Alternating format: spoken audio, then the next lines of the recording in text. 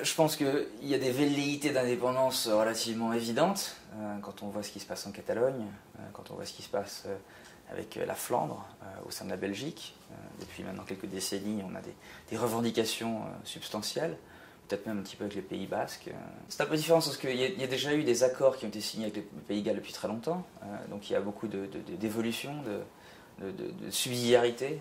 Donc il y a un petit peu d'autodétermination dans la gestion des affaires courantes qui a été donnée au Pays de Galles. Donc je pense que l'Écosse s'en rapproche tout doucement.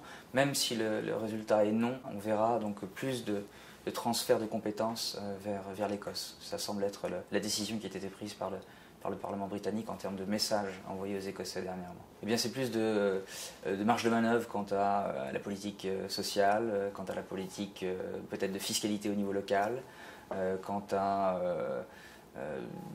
perspectives de taxation, peut-être d'investissement direct. Enfin, ça reste assez conceptuel. On va dire que la majorité des décisions seront prises de façon beaucoup plus locale.